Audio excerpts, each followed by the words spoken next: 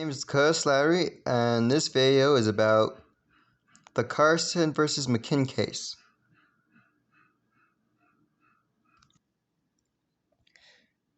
The facts of the case are as listed. Now,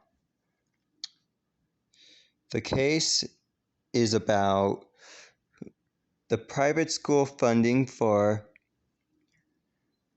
religious education.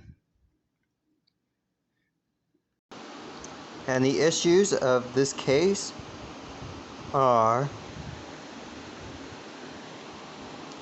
whether or not the state law prohibiting students from participating in an otherwise general available student aid program from choosing to use their aid to attend schools that provide religious or sectarian instructions violate the religion clauses or equal protection clause of the United States Constitution. The Supreme Court's decision was issued in a ruling that required the state of Maine to fund religious education at private religious schools as part of its tuition assistance program. Now we'll continue on and talk about the opinions and case briefings. As you can see, here are all the case briefings from the beginning all the way to its end. And as you can see right here, this is a overall opinion summary of the case, and down here is the annotation.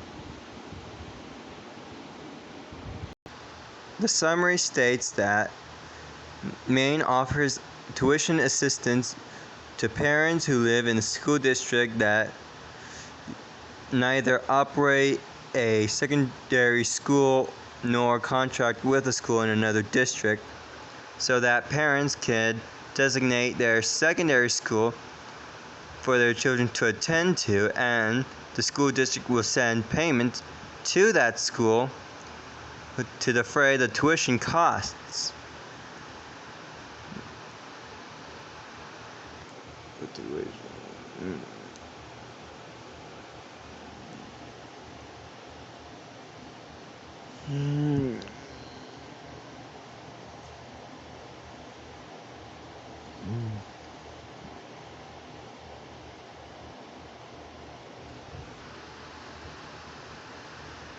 As you can see, the Maine's secondary or non-secretary requirement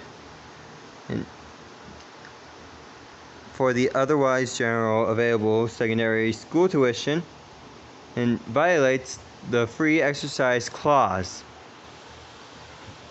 Now, we look upon the dissenting opinion of Justice Sotomayor.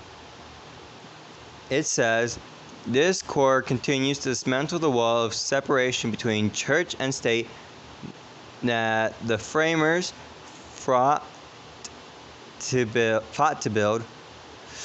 Justice Breyer explains why the court's analysis falters on its own terms, and I join all but Part 1B of his dissent. I write separately to add 3 points. As you can see, the first point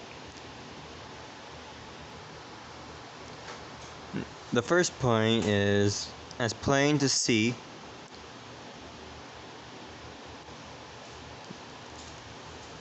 And it's clear by the first point and on that Justice Sotomayor was trying to say that right here that both the United States and state constitutions, and by distinct views on the subject of religion. And right here, state actions are permitted by the Establishment Clause, but are not required by the Free Exercise Clause.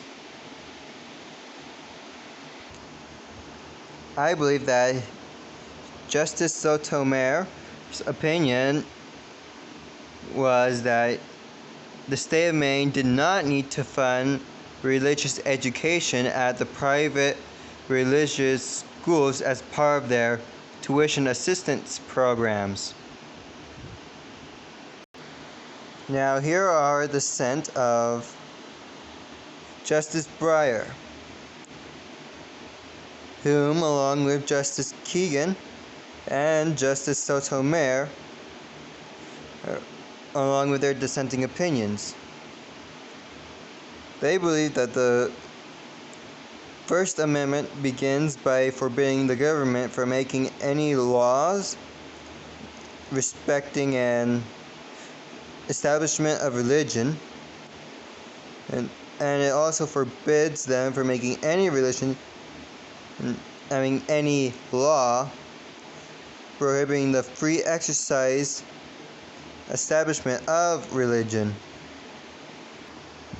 And if you look to the bottom, he states that Maine's non-sectarian requirement falls squarely within the scope of the Constitutional's leeway, and that is the reason why he dissents to the opinion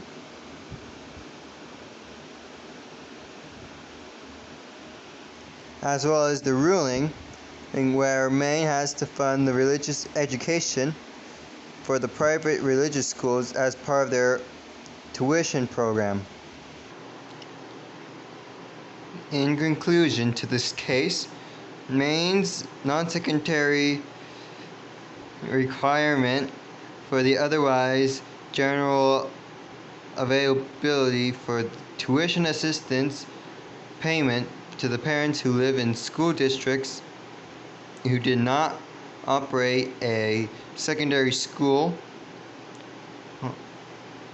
of their own is in clear violation of the Free Exercise Clause of the First Amendment, and Chief Justice John Roberts authored the majority opinion of the court.